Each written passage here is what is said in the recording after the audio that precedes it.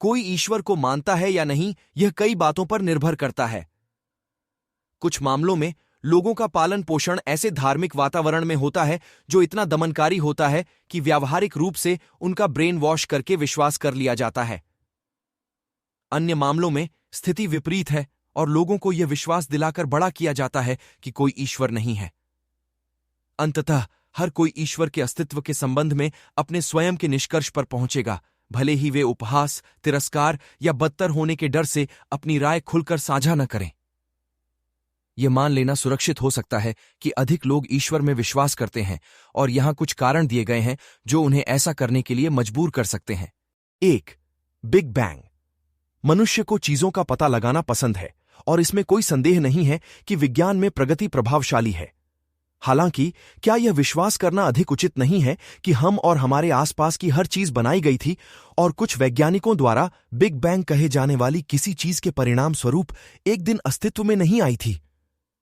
निश्चित रूप से ईश्वर में विश्वास करना बिग बैंग में विश्वास करने जितना ही उचित है। 2. पृथ्वी।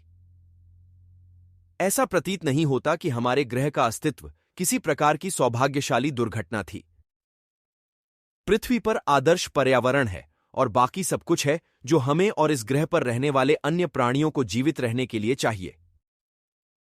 यादृच्छिक रूप से घटित होने वाली चीजों की तुलना में बुद्धिमान डिजाइन की संभावना कहीं अधिक प्रतीत होती है। 3. पानी। जैसा कि हम सभी जानते हैं और जब भी अन्य ग्रहों पर जीवन की बात आती है तो वैज्ञानिक हमेशा यह बताने में तत्पर रहते हैं कि पानी के बिना कोई जीवन नहीं है।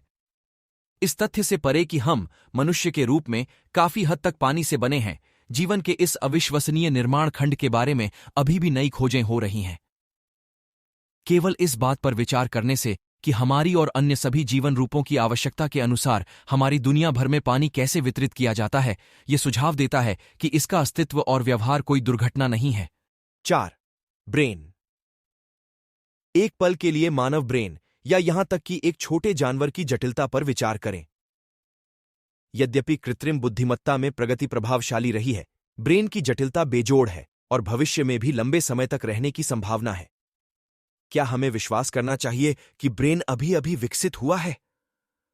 यदि कोई चीज बुद्धिमान डिजाइन कहती है तो वह ब्रेन है। 5. डीएनए। जितना अधिक हम जीवन की प्रकृति को समझते हैं, हमें यह उतना ही अधिक आश्चर्यजनक और जटिल लगता है।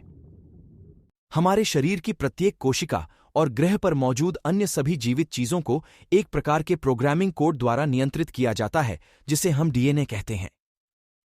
क्या कोड की इस अविश्वसनीय रूप से जटिल प्रणाली का आविष्कार स्वयं ही हुआ था?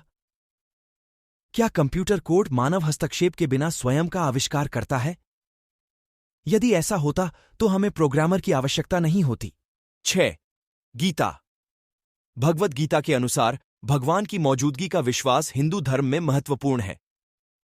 गीता में भगवान श्री कृष्ण अर्जुन के साथ बातचीत करते हैं और जीवों के और ब्रह्म के बीच के संबंधों का वर्णन करते हैं। इसके आधार पर बहुत से हिंदू धार्मिक गुरु मानते हैं कि ईश्वर मौजूद है और सभी जीवों के और ब्रह्म के बीच एक सांगत्य है। यहां याद रखें कि विभिन्न धर्मों और दार्शनिक परंपराओं में इस प्रश्न का जवाब भिन्न भिन्न हो सकता है और यह व्यक्तिगत धार्मिक विश्वासों पर आधारित होता है। 7. विकास। इस विचार से आगे बढ़ते हुए कि हम और इस ग्रह पर बाकी सब कुछ बस विकसित हुआ और यह कितना असंभावित है कि यह इस बात पर आधारित है कि पृथ्वी पर जीवन कितना अविश्वसनीय रूप से विविध है और संपूर्ण ब्रह्मांड कितना व्यवस्थित है, विकास के सिद्धांत में बहुत बड़े छेद हैं। इसे अन्यथा लापता लिंक के रूप में जाना जाता है। ये लिंक किसी अच्छे कारण से गायब हैं और इनके कभी भी मिलने की संभावना नहीं है क्योंकि संभवतः ये मौजूद ही नहीं है। 8. चेतना। यह जीवन के सबसे गहन रहस्यों में से एक है और विज्ञान अभी भी इसे समझने के लिए संघर्ष कर रहा है। चेतना क्या है और यह कहां से आई है? ऐसे कई सिद्धांत हैं जो विज्ञान के कुछ सबसे प्रतिभाशाली दिमागों द्वारा सामने रखे गए हैं, लेकिन किसी वास्तविक निष्कर्ष पर नहीं पहुंचा जा सका है। यह अस्तित्व के सबसे चौंकाने वाले पहलुओं में से एक है और विकासवादी और नास्तिक इसे समझाने में असमर्थ हैं। अगर आपको यह वीडियो अच्छी लगी हो तो लाइक, सब्सक्राइब करें और बेल आइकन बटन दबाएं ताकि ऐसे ही इंफॉर्मेशन आप तक पहुंचती रहे। जय हिंद, जय भारत।